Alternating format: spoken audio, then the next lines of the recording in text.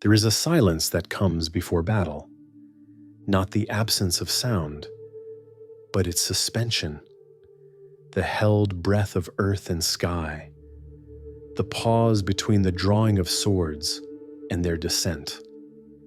In that silence, mist rises from the ground, like the exhalation of some vast sleeping god.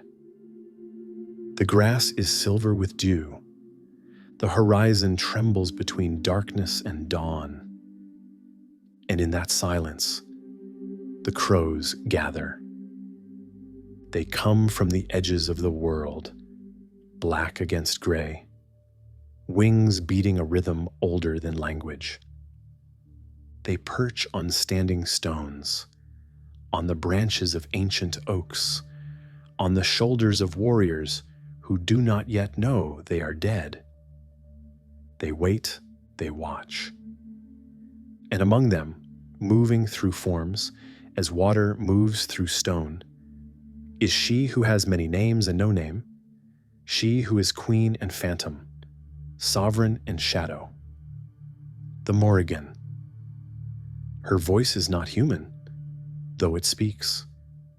It is the scrape of talons on rock, the whisper of feathers through morning air, the sound that blood makes when it remembers it was once something else. She does not bring death. Death needs no herald. She declares its order. She speaks prophecy in the language of wings and blood, and those who hear it understand that fate is not cruelty, but clarity, not punishment, but pattern. This is the story of a goddess who was never one thing, never singular, never still. A divinity who moved through forms as smoke moves through air, crow and woman in fury and voice. The Irish called her in Morrigan, the great queen, though greatness is too small a word for what she represents. She is the battlefield's conscience, the land's memory, the sovereignty that cannot be possessed, only witnessed. She is the triple shadow cast by a single flame. In the Ulster Plains and along the River Shannon, in the sacred precincts of Rathcroghan and the burial mounds of the Boyne Valley, her presence lingers like smoke after fire. The medieval scribes who recorded her feared her enough to mistranslate, to soften, to forget. But memory has deeper roots than ink. The crow still circles, the prophecy still echoes. And those who listen closely can still hear her voice rising from the mist. Not all who fall are lost. Some are only returning. The Celts understood something that later peoples would forget. Divinity is not singular. The gods do not stand alone on pedestals, frozen in perfect form. They move, they merge, they multiply. The Morrigan is not one goddess, but three. And the three are one, and the one is legion. Her aspects shift like light through water, each distinct yet inseparable. Badb, whose name means simply crow, is the battle presence itself, the shrieking voice above the clash of shields. Macha embodies sovereignty, the sacred land that grants or withdraws its blessing from kings. Nemain is frenzy incarnate, the war panic that seizes armies and turns warriors into trembling children. But to speak of them as separate beings is already a mistranslation. They are not three goddesses standing side by side. They are three faces of a single mystery, three notes of one chord, three movements of one dance. Medieval Irish texts call them collectively na Morrigan, the Morrigans, plural yet unified. They are the phantom queens, sovereign over the threshold where life meets death, where the human meets the divine, where the visible world tears open to reveal the pattern beneath. In the Labor na Huidre, the Book of the Dun Cow, one of Ireland's oldest vernacular manuscripts, the scribe wrestles with this multiplicity. He writes of Badb and the Morrigan as if they are the same, then as if they are different, then abandons the distinction entirely. The text itself becomes unstable, reflecting the goddess's essential nature. She cannot be pinned down, cannot be made singular, cannot be contained by narrative or theology. This is the wisdom the Celts possessed and we have lost. The divine feminine is not a person but a presence, not a character but a current. She flows through forms. She inhabits contradictions. She is mother and maiden and crone, life-giver and death-bringer, the womb and the grave. Badb appears in the old war poems as Badb the Battle Crow, her voice a harbinger of slaughter. She is the sound warriors hear in their last moments, not quite human, not quite bird, something between warning and welcome. In the Tain Bo Cuailnge, the great cattle raid epic of Ulster, she speaks prophecy in verses that medieval monks transcribed with trembling hands, verses that promise not victory but revelation, not triumph but truth.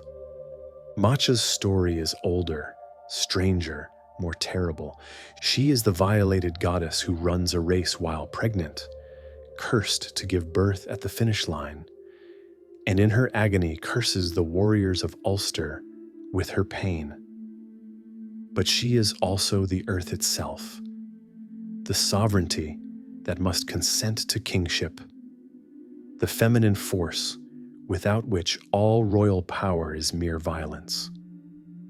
Her name marks the ancient capital of Ulster, Nemain Macha, Macha's twins, named for the children she bore in suffering, the price of men's pride. And Nemain? She is the unspeakable thing, the terror that breaks minds before it breaks bodies. Her name derives from Nem, meaning poison or venom, but also the sky, suggesting that her madness descends from above, a divine contagion, a sacred horror. When she appears on the battlefield, warriors do not simply die. They become something less than human, something more than animal. They enter a state the Irish called riastrad, battle frenzy, warp spasm, the dissolution of self into pure violence. Together, they form a constellation of meaning that no single translation can capture. They are the feminine face of war, not its glory but its truth, not its heroism but its horror. They are what remains when the songs of victory fade, and only the crows are left to bear witness. The Romans, encountering similar goddesses among the Gauls, recorded the name Cathubodua, Battle Crow, scratched onto cursed tablets and carved into stone, the same archetype echoing across the Celtic world. The Morrigan was never confined to Ireland.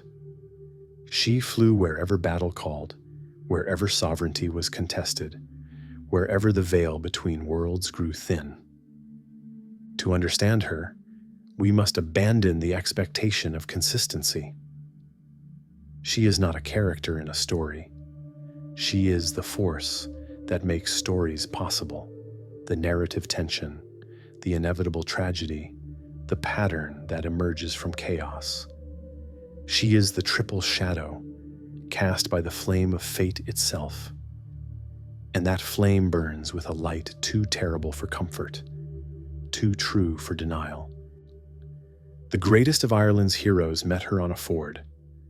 Cú Chulainn, the Hound of Ulster, warrior of supernatural prowess, defender of his homeland, was washing himself in a river when she appeared, not as crow or crone, but as a beautiful woman driving a chariot, dressed in crimson, her cattle red as blood itself.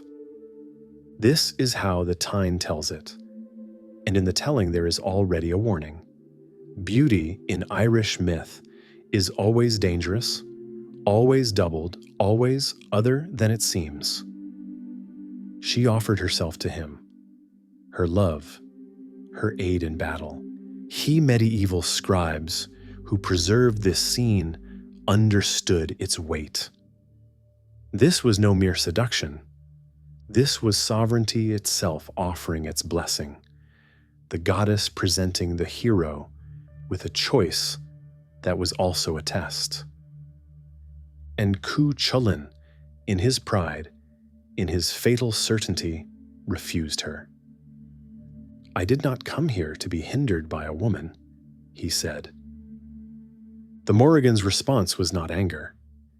Anger would be too human, too small. What she offered instead was prophecy. "Then I shall hinder you." And so she did. In his next battle, she came against him in 3 forms: as an eel that tripped him in the water, as a gray wolf that stampeded cattle at him, as a red heifer leading the herd.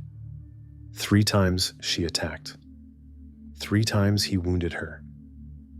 3 times he failed to recognize that the enemy before him was the same presence who had offered him love.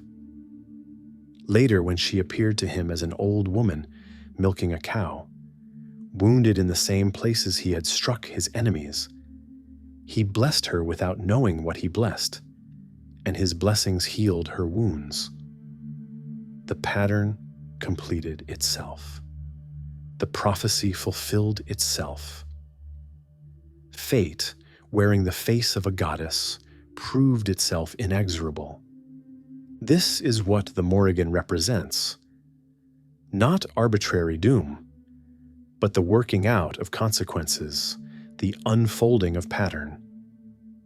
She is the voice that tells warriors what will be, not to change it, but so they may meet it with open eyes. Her prophecies are not curses, they are clarities. In another telling from the Book of Leinster, she appears to Cú Chulainn one final time, as he rides to his last battle. She is washing his armor and weapons in a river, and the water runs red with blood. This is one of her oldest aspects. Bean Niji, the washer at the ford, seen by those about to die, scrubbing the grave clothes of the not yet dead. She does not speak. She does not need to. Her presence is the prophecy. Her silence is the answer to all questions. When Cú Chulainn finally falls, pierced by spears, he binds himself to a standing stone so he may die on his feet.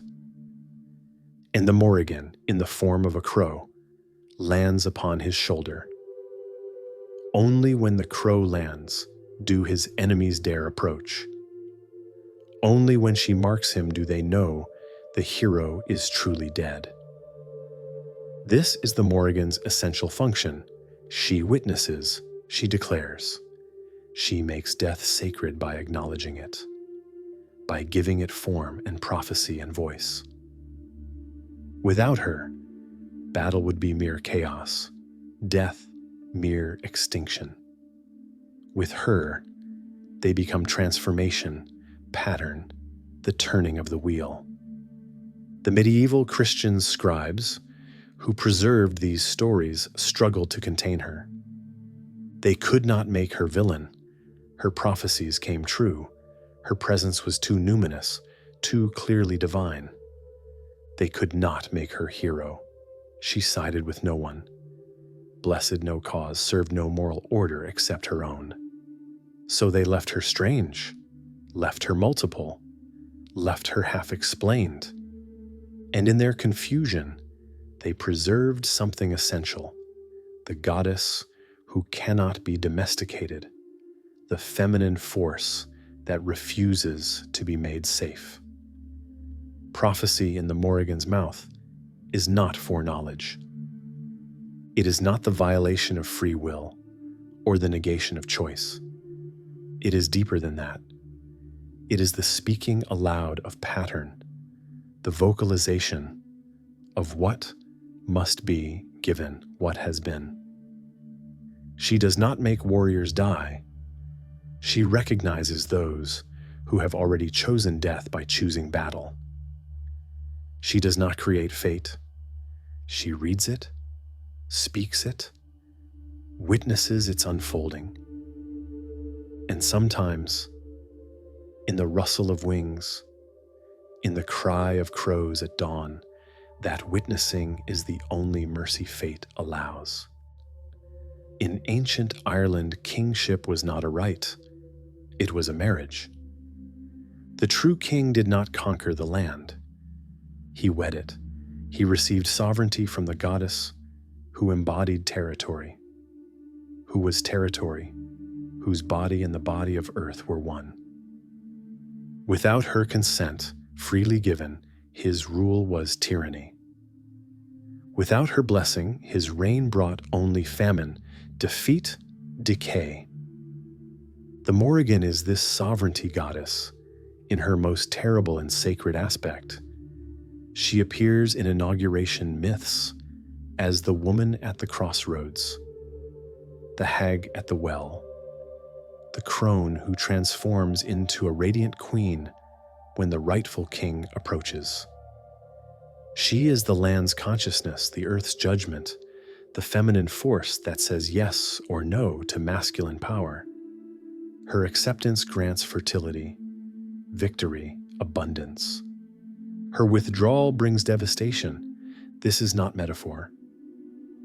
To the Celtic mind, this was metaphysics, reality itself. The goddess was the land. When medieval Irish texts speak of Banais Rigi, the wedding feast of kingship, they describe a literal sacred marriage between king and territory. The king's body entered the body of the land. The goddess received him or rejected him. From that union came the health of the people. At Rathcroghan in County Roscommon, ancient seat of the Connaught kings, gateway to the otherworld, the Morrigan's presence saturates the landscape. This is her territory, her sacred precinct, the place where the veil between worlds grows thin enough to tear. The Owainagat Cave, whose name means Cave of the Cats, is identified in medieval sources as one of Ireland's entrances to the otherworld. And it is from here that the Morrigan and her sisters emerge on Samhain night, when the year dies and is reborn. The metrical Din Shenchas, a collection of place name lore, tells how the Morrigan mated with the Dagda, the father god, the good god, the god of abundance, on the feast of Samhain, straddling a river with one foot on each bank.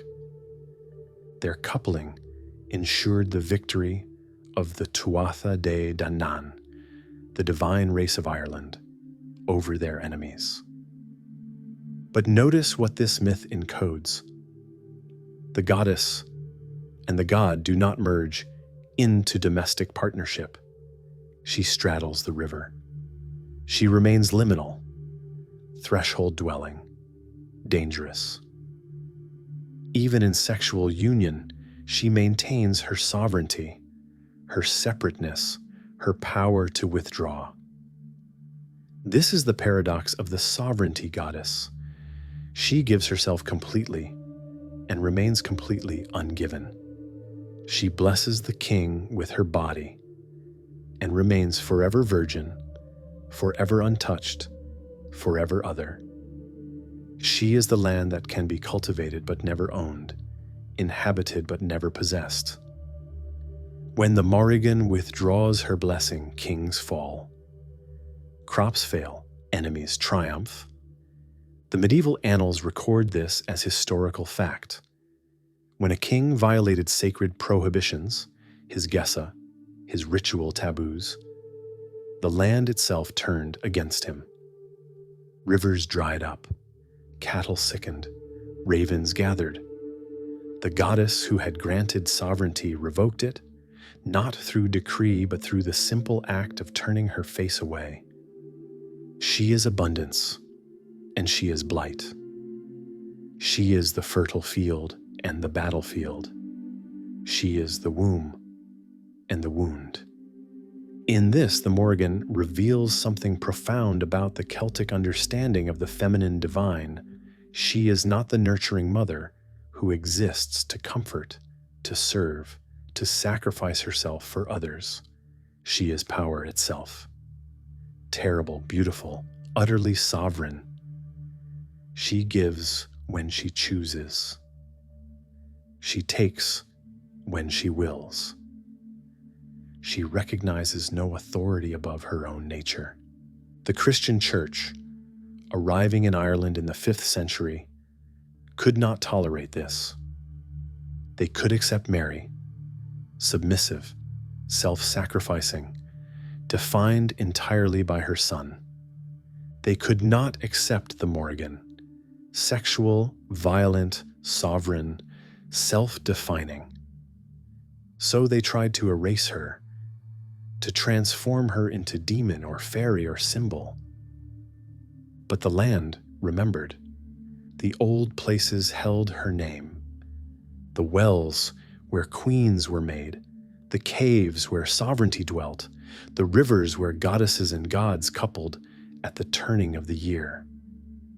These remained mute testimony to a theology that predated Christ, that perhaps predates language itself. The Morrigan's lesson is this: the feminine is not inherently gentle. The earth is not inherently safe. Nature does not exist to nurture humanity. The land has its own sovereignty, its own will, its own terrible freedom. We may live upon it, may marry ourselves to it through ritual and reverence, but we do not and cannot own it. And when we forget this, when kings become tyrants, when possession replaces partnership, when power forgets its dependence on consent, the crows gather. The goddess remembers, the land withdraws. They gather where men will die. This is the constant thread through centuries of testimony. The Morrigan's presence, announced by the gathering of crows, by their cries at dawn, by the beating of black wings above the battlefield before the battle begins. The medieval chroniclers record it. The folk memory preserves it. The battlefield poetry sings it. In the Mag Tuired, the second battle of Mag Tuired, the Morrigan appears after the slaughter and chants a prophecy of victory and doom. Her voice shifts between triumph and lamentation, between celebration of conquest and warning of future sorrow.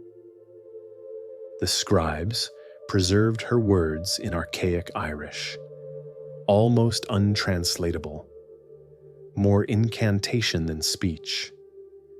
Peace up to heaven, heaven down to earth, earth under heaven. The verse continues, spiraling through images of abundance and devastation, ending with a vision of apocalypse.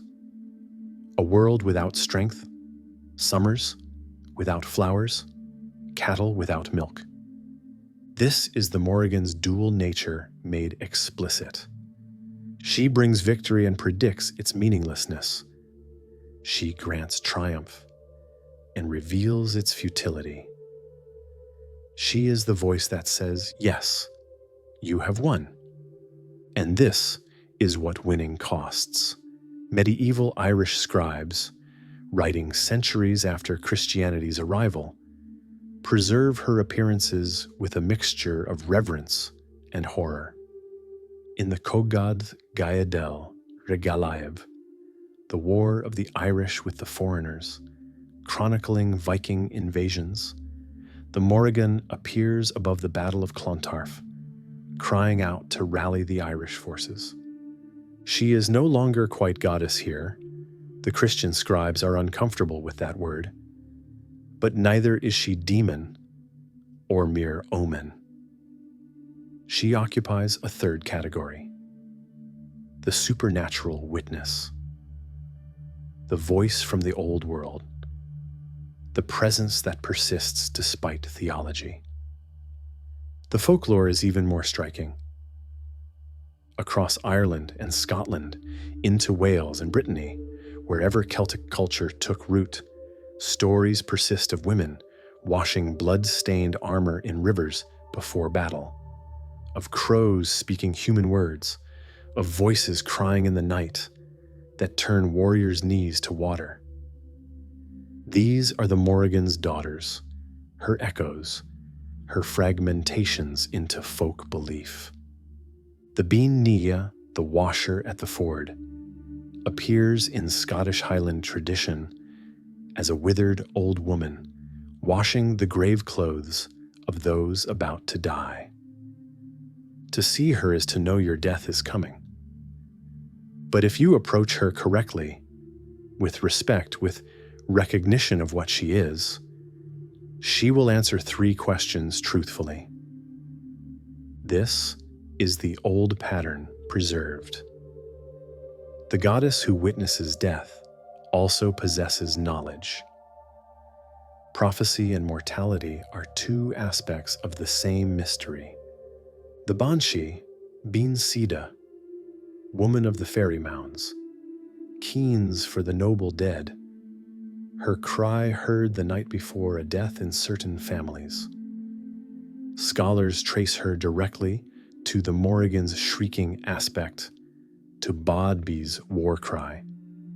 The transformation is telling, from battlefield goddess to death herald, from active participant to passive witness. Christianity domesticated her, diminished her, but could not silence her entirely. In Gaul, before the Romans came, inscriptions preserve the name Cathabodua, Battle Crow, a goddess who scholars identify as the continental cognate of the Irish Badb.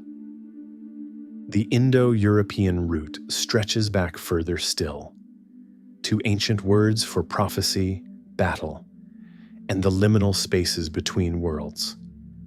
The Morrigan is old, older than Ireland, older than the Celts themselves. The medieval glosses, marginal notes added by scribes to ancient texts, struggle to explain her. One calls her Badb and translates it simply as shithin, a shriek or scream. Another identifies her with Regan, queen, but adds Sida of the other world. They understood she was not Christian. They did not quite dare to call her pagan.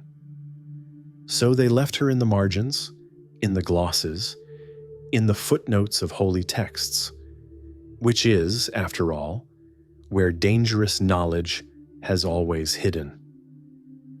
What emerges from these scattered testimonies is a portrait of inexorable presence. The Morrigan is not invoked. She is not called upon. She simply is, appearing where death will be, speaking when prophecy must be spoken, witnessing what must be witnessed. Warriors do not pray to her for victory. They look for her to know if victory is possible. They listen for her cry to know if they will see the next dawn. And always, always, the crows, perched on standing stones, circling above the clash of shields, landing on the shoulders of the dying, black against gray sky, wings beating a rhythm that predates language, that speaks directly to something older than thought, deeper than fear. The medieval Irish had a word for this, Guth na Morrígan, the voice of the Morrigan. It was not a metaphor. It was the sound the world makes when it remembers it was made by gods who felt no need to be kind. The Morrigan's legacy is not contained by Ireland. Wherever the Celts traveled, she traveled. Wherever battle called, she answered. Her voice echoes across the Indo-European world in 1,000 different forms, each one recognizable, each one bearing the mark of her essential nature, the feminine presence that witnesses death, that speaks prophecy, that embodies sovereignty's terrible freedom. In Ireland, she fragments into folk belief. The Banshee is her most famous daughter, or perhaps her most famous disguise. Bean Sida, woman of the mounds, the keening woman whose cry announces death. Centuries of Irish and Scottish folklore preserve stories of families who had their own banshee, a death herald who appeared only to announce the passing of certain bloodlines. She is the Morrigan made domestic, made family-specific, yet retaining her core function, the feminine voice that marks the threshold between life and death. But something was lost in that domestication. The Morrigan did not weep for the dead. She declared them, the banshee's keening is mourning. The Morrigan's cry was something else. Recognition, proclamation, the vocalization of pattern. The evolution from goddess to ghost woman reveals the process by which a culture sanitizes its own mythic depths, transforms active divinity into passive symbol. The Bean Naj, the washer at the ford, preserves more of the original terror. She appears in Scottish Highland tradition, washing the blood from the shrouds and grave clothes of those about to die. Usually she is seen at night, at a ford or stream, hunched over her washing, singing softly in Gaelic. Her teeth are long, her breasts hang down to her waist. She is ancient, withered, terrifying, and yet she possesses absolute knowledge. If approached with proper respect, she will answer questions truthfully. If seized by the nipple and suckled as a foster son, she will grant wishes. This strange detail, seizing the breast, claiming fosterage, reveals something profound about Celtic approaches to the divine. The goddess can be propitiated, negotiated with, even manipulated through proper ritual action. She is not an abstract force. She is a presence with whom relationship is possible, if one is brave enough, if one knows the forms. Across the sea in Wales, the Morforwin, great maiden, appears in medieval poetry as a spectral woman whose presence marks battlefield death. In Brittany, the Anko, death personified, drives a cart and collects souls. But earlier traditions suggest a female form, a washerwoman who prepares the dead for their journey. The pattern repeats: feminine, liminal, prophetic, terrifying. The Valkyries of Norse tradition share the Morrigan's essential characteristics: supernatural women who choose the slain, who determine who lives and who dies in battle, who belong neither to earth nor heaven, but to some threshold space between. The word Valkyrie means chooser of the slain, which might as well be the Morrigan's title. Scholars debate whether this similarity stems from cultural contact or from some deeper Indo-European archetype, some primordial understanding of battle, fate, and the feminine. In ancient Greece, the Keres, spirits of violent death, swarmed the battlefield, dark-winged and blood-drinking. They were not quite goddesses, not quite demons, but something between, much like how medieval Christian scribes described the Morrigan. And the fates themselves, the Moirai who spin and measure and cut the thread of life, echo her function. Feminine forces who determine destiny without pity, without preference, without appeal. What unites all these figures is their liminality. They exist at thresholds, between life and death, between human and divine, between earth and otherworld. They do not bring death, that is mortality's own work, but they recognize it, announce it, formalize it. They give death meaning by witnessing it. They transform mere extinction into passage, mere ending into transformation. The Morrigan's daughters are not literal offspring, but conceptual descendants, each one preserving some aspect of her original multiplicity. The banshee keeps her voice. The washer keeps her prophetic function. The Valkyries keep her sovereign power to choose. Together, they testify to something that Christian Europe tried and failed to forget. Death requires a feminine presence to be complete.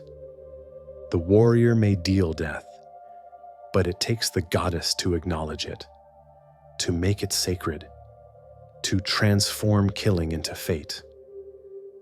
This is not the nurturing feminine of approved theology. This is the feminine as witness, as judge, as the voice that says, "You have been measured, you have been found wanting, or you have been found worthy. Either way, you have been found." In contemporary neo-pagan revival, the Morrigan returns in a form simultaneously ancient and modern. She is invoked as goddess of sovereignty, of self-determination, of the reclamation of feminine power. Women find in her an archetype of the sacred feminine that refuses to be gentle, refuses to serve, refuses to shrink. This is not historical accuracy. The Morrigan of the medieval texts is more complex, more ambiguous, less easily claimed for any ideology. But it is a kind of truth nonetheless. The goddess who cannot be tamed still speaks to those who refuse to be tamed. Her daughters carry her message across centuries, across cultures, across the permutations of belief and disbelief. The message remains constant. Death is inevitable. Prophecy is irrevocable. Sovereignty cannot be granted by others, only claimed by the self. And the feminine divine, the dark feminine, the sovereign woman, the goddess who chooses, bows to no one. The crows still gather, the wings still beat, the voice still cries. To speak of the Morrigan only as historical goddess or cultural artifact is to miss half her meaning. She persists not only in folklore and neo-pagan ritual, but in the deeper structures of human consciousness. In the archetypal patterns Carl Jung identified in the collective unconscious, in the symbols and images that recur across cultures and centuries, in the dreams and myths that reveal Psyche's hidden architecture. Jung wrote of the shadow, the repressed, denied, or unintegrated aspects of self that we project onto others or refuse to acknowledge as our own. The Morrigan is shadow incarnate, the dark feminine, the death bringer, the voice that speaks uncomfortable truths. She represents everything patriarchal culture has tried to suppress in the feminine: power, rage, sexuality untethered from reproduction, the capacity to destroy as well as create. But Jung also taught that integration of the shadow is essential to individuation, to becoming whole. What we deny in ourselves does not disappear. It festers. It erupts. It possesses us from within. Only by confronting the shadow, acknowledging it, bringing it into conscious relationship, can we become fully human. The Morrigan offers this confrontation. She is the goddess who forces warriors to face their own mortality, who strips away illusions of invulnerability, who reveals that the self is not permanent, not protected, not guaranteed survival.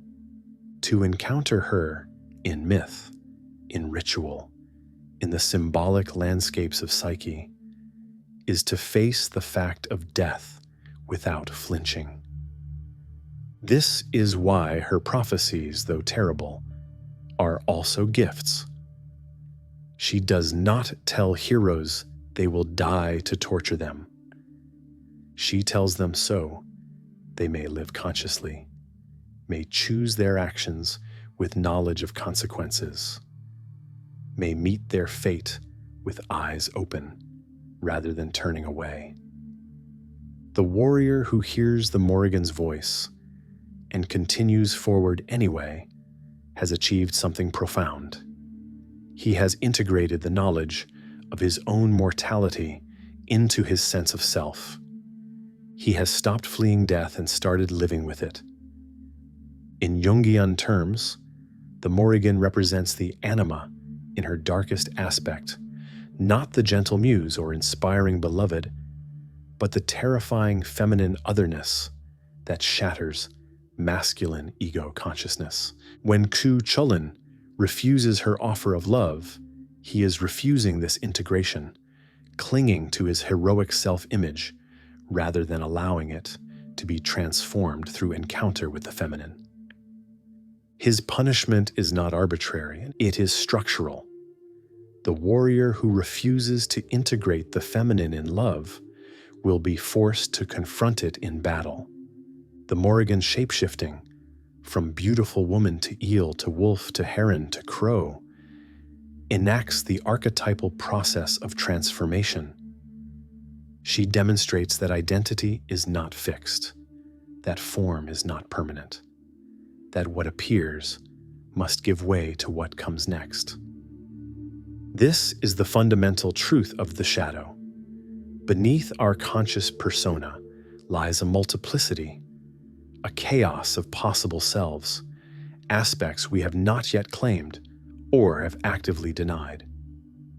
To the conscious ego, this multiplicity is terrifying. We want to be one thing, stable, knowable. The Morrigan says, "You are legion, you are transforming.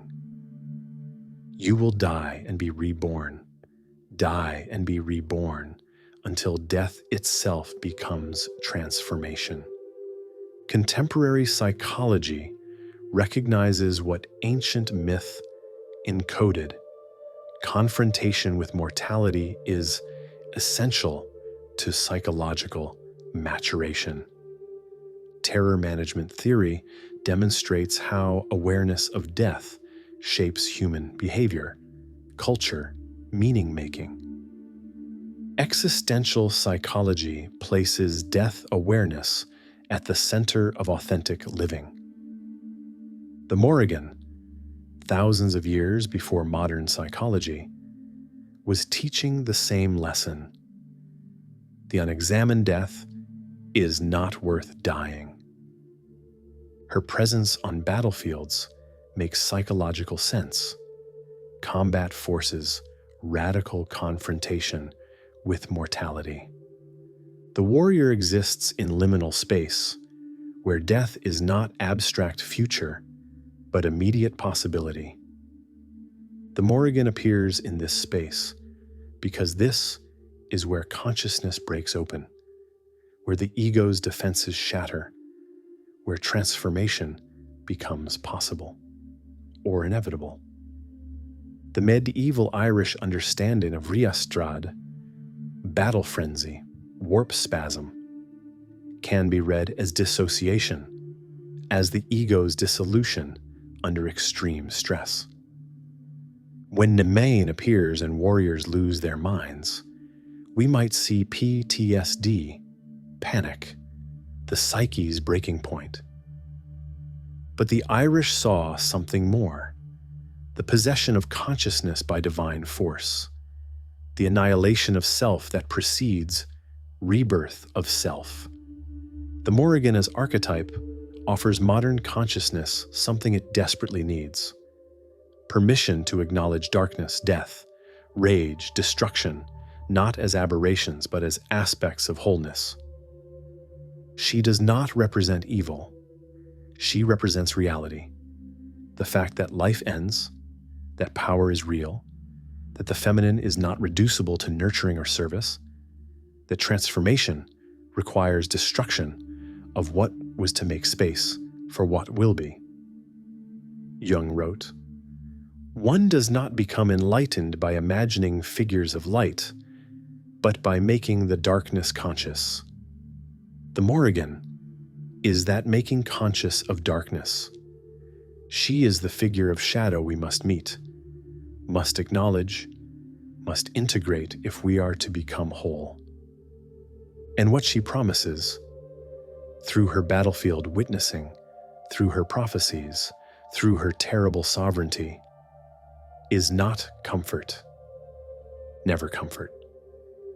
What she promises is this: if you will face death consciously, if you will integrate your shadow, if you will acknowledge that you are mortal and limited and subject to fate, then you may live authentically.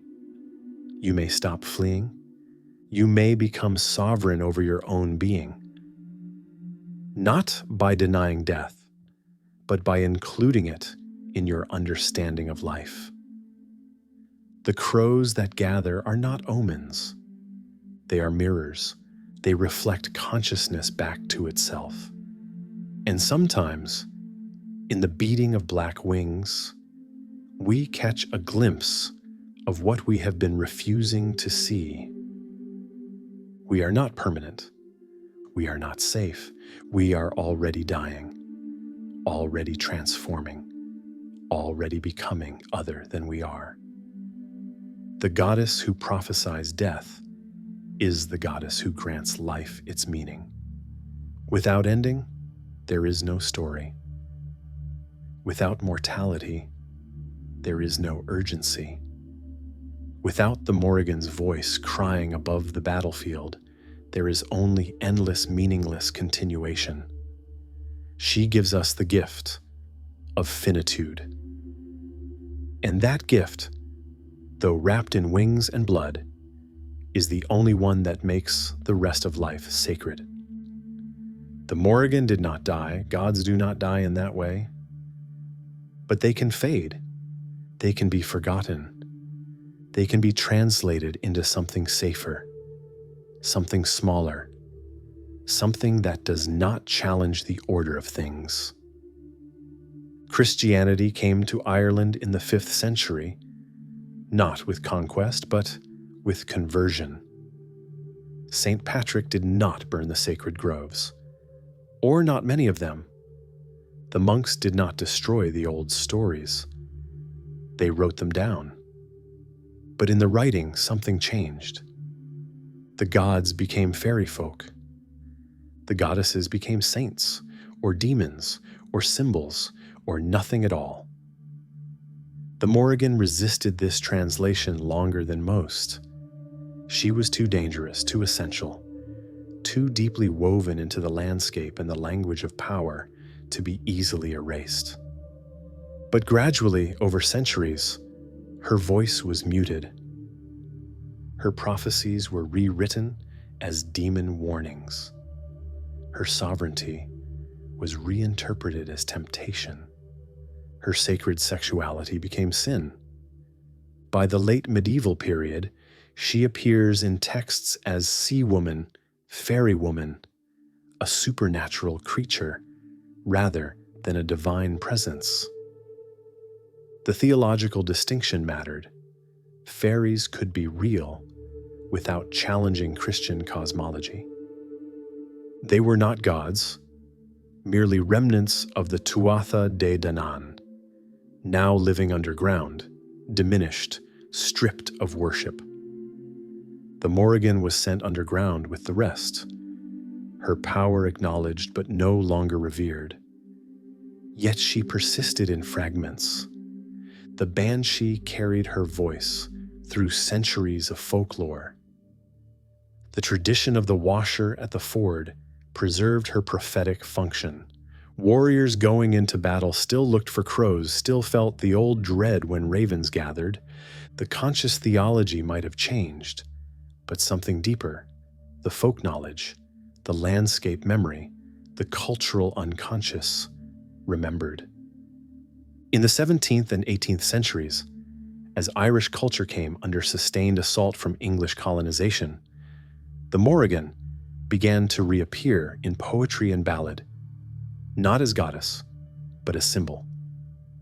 She became identified with Ireland itself, the sovereignty goddess whose land was being violated, whose blessing was being withdrawn.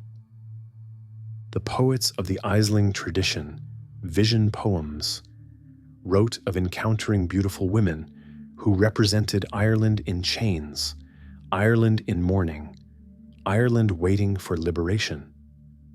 This was not the Morrigan's original form, but it preserved her essential meaning, the feminine presence who embodies sovereignty, whose blessing grants legitimacy, whose withdrawal marks tyranny.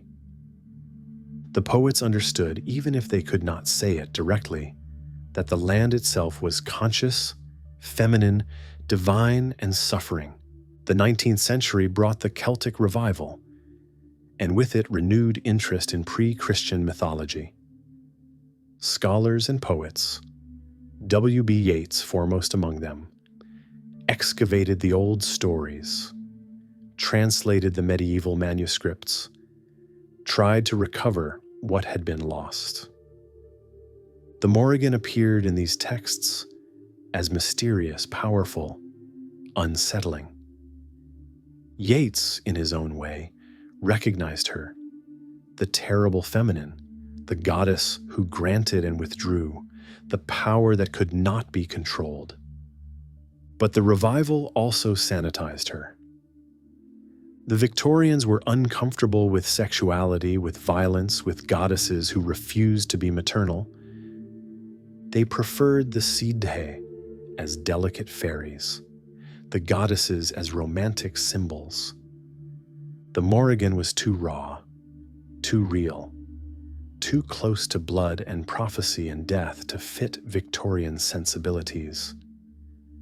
So she remained on the margins, acknowledged, but not quite welcome. The 20th century's world wars brought renewed attention to battle goddesses. Psychologists studying combat trauma, anthropologists investigating warrior cultures, feminists reclaiming female power, all in their different ways, circled back to figures like the Morrigan. She offered something modern consciousness had tried to forget. War is not glorious. Death is not noble. The feminine is not inherently gentle. Reality is more complex, more terrible, more numinous than comfortable ideology allows.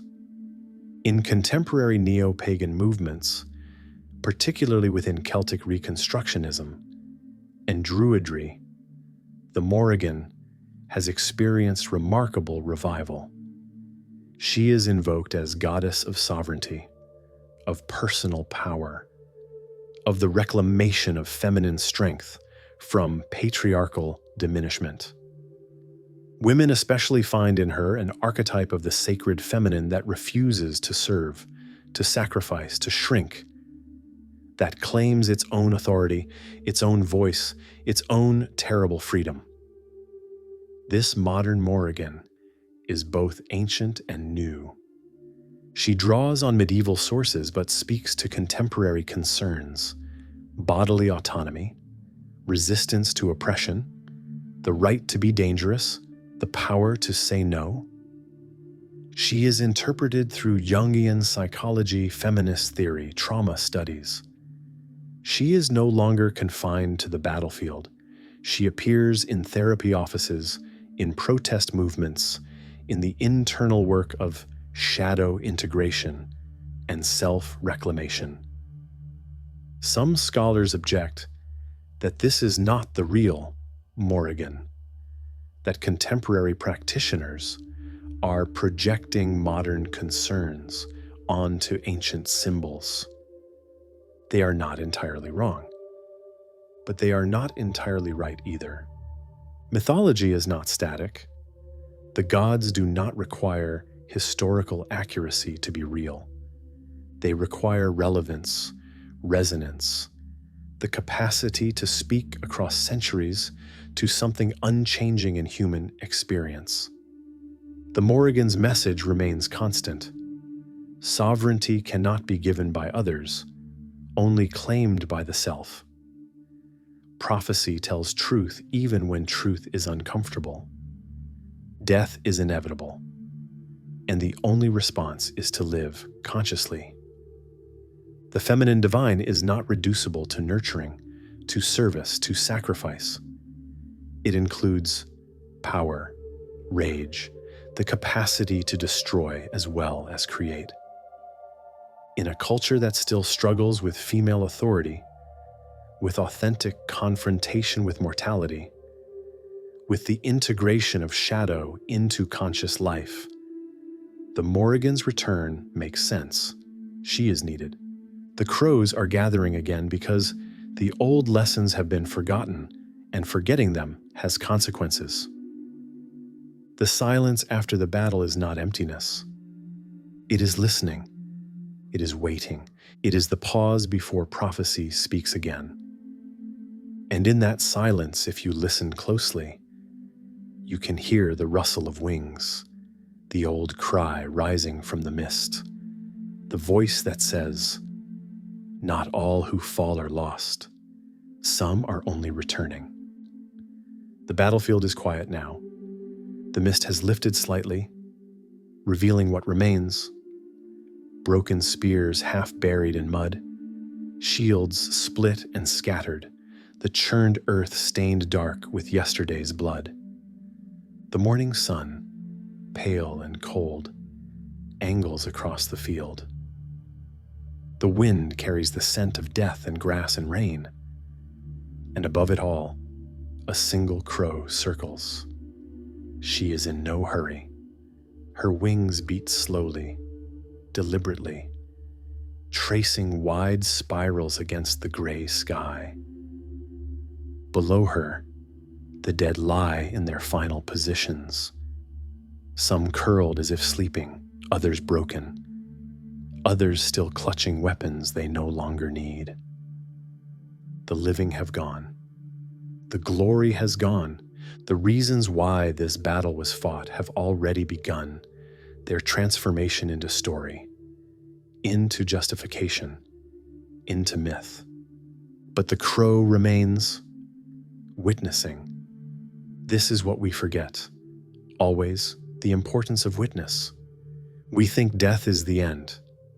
We think mortality is meaningless, that battles are won or lost and that is all there is. We forget that someone must remain to see, to acknowledge, to mark the threshold that the dead have crossed. The Morrigan is that witness. Not judge, not executioner, not even chooser. Though she is called all these things, she is the consciousness that remains after consciousness has failed, the voice that speaks after all voices have fallen silent, the presence that transforms meaningless slaughter into sacred passage. Her prophecies do not change fate. They acknowledge it. Her presence does not bring death. It recognizes death's inevitability and, in recognizing, makes it bearable. Not comfortable, never that, but bearable, knowable. Part of the pattern, the warrior who hears the Morrigan's voice and goes forward anyway is not doomed. He is conscious. He knows what he is choosing. He dies, yes, but not blind, not fleeing, not denying. He dies with eyes open, which is the only way to die. That means anything at all. And the goddess who watches him die? She is not cruel. Cruelty implies pleasure in suffering, implies unnecessary harm. The Morrigan implies neither. She simply is. Like winter, like the turning of seasons, like the wheel that grinds all things to dust, and from that dust makes new life possible. In the quiet of this empty field, in the circling of this solitary crow, there is a lesson worth learning. Fate is not punishment, it is pattern. Death is not ending, it is transformation. The feminine divine is not what we wish it would be. It is what it has always been. Sovereign, powerful, utterly free. It grants blessing without guarantee. It speaks prophecy without mercy. It witnesses death without flinching. And in that unflinching witness, in the crow's patient circling, in the goddess's steady gaze, in the voice that speaks truth even when truth is terrible, there is something like grace, not the grace of forgiveness or absolution, the grace of recognition, of being seen, of having one's passage marked and acknowledged by forces older than fear, deeper than denial. The crow circles, the mist shifts, the sun climbs higher in the pale sky. Somewhere in some other field, warriors are gathering, swords are being sharpened, prophecies are being spoken. The pattern continues. The wheel turns, the goddess waits. She has always been waiting, she will always be waiting. At the ford, at the threshold, at the edge of battle and the edge of sleep, wherever consciousness meets its limits and discovers that beyond limit lies not darkness, but transformation. Not all who fall are lost. Some are only returning to the earth that bore them, to the darkness that dreams them, to the wings that carried them from birth to death and back again, endlessly, across the turning of seasons and the grinding of years and the patient circling of crows above fields that remember everything and forgive nothing and hold in their silence the only truth that matters.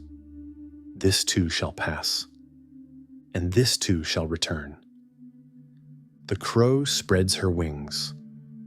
The mist receives her. The sound of flight fades into stillness.